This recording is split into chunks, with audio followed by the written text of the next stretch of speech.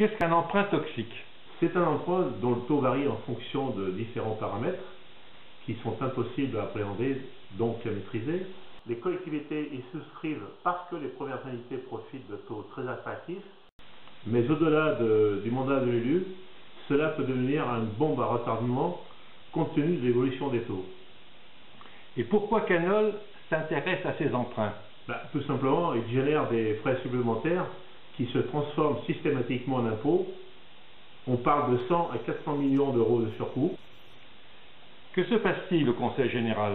Le Conseil général a contracté plusieurs prêts toxiques, mais c'est bien gardé d'en parler. Aucune information dans le rapport d'activité 2010 du service financier. Le rapport de présentation du compte administratif en 2010 en juin 2011 ne fait état que d'un seul contrat de 5 833 000 euros basé sur du franc suisse et prêt d'être remboursé intégralement. L'existence de 13 emprunts n'a été révélée que courant novembre, le rapporteur du budget ayant avoué 376 millions de prêts toxiques. Selon d'autres sources, ce serait 483 millions d'euros. Tous ces montants ne sont pas cohérents avec les chiffres de l'État de la dette des départements à fin 2010. Qu'en tirez-vous comme conclusion?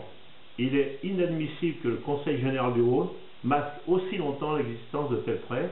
C'est inexcusable qu'avec un service financier de 34 personnes soi-disant compétentes, le Conseil général fasse courir un tel risque aux contribuables.